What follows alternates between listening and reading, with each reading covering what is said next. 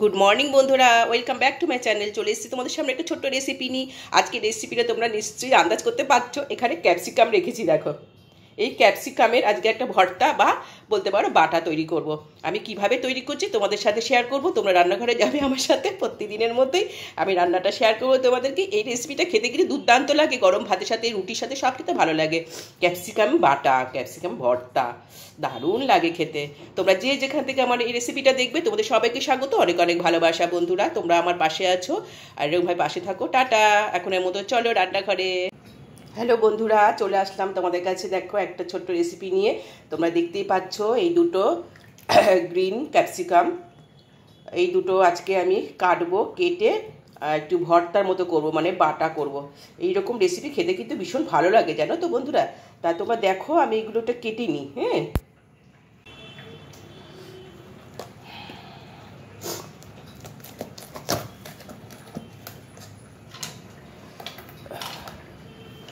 এই দেখো, এই ভেতরে দানাগুলো ফেলে দেবো আর ছোটো ছোটো করে কাটবো, কেটে আমি মিক্সিতে বেটে নেবো। এই দেখো বন্ধুরা, আমি জলের মধ্যে ভিজিয়ে দিয়েছি, দানাগুলো সব উঠে গেছে।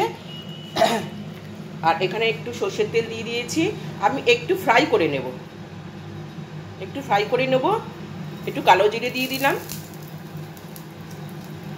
একটা শুকনো লঙ্কা দিয়ে দিলাম, দুটো রসুন দিলাম, একটা পেঁয়াজকে চার ফালি করে দিলাম।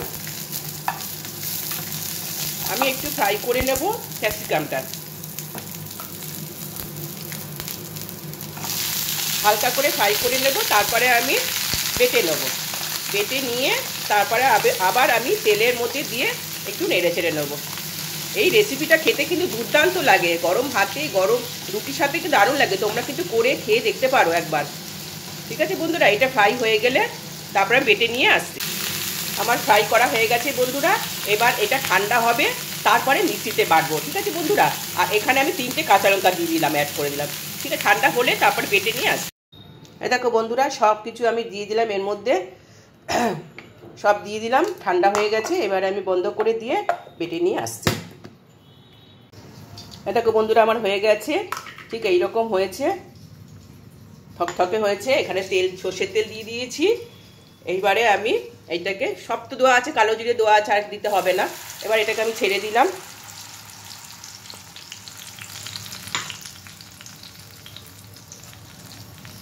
এর ভিতরে আমি নুন দিয়ে দিচ্ছি, একটু হলুদ দিচ্ছি, একটু চিনি দিলাম। এবার সব দিয়ে আমি নেড়ে চেড়ে জলটা শুকিয়ে নেব।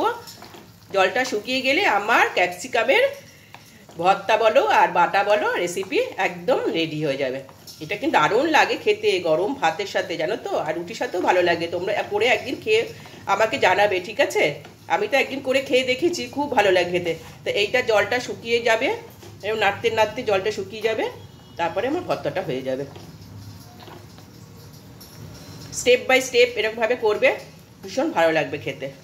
এই দেখো, এখনও জল আছে, এটা এখনও জলটা শুকোবে, একদম শুকিয়ে যাবে, তারপরে আটো আটো হবে, তারপরে আমার এটা রেডি হয়ে যাবে একদম।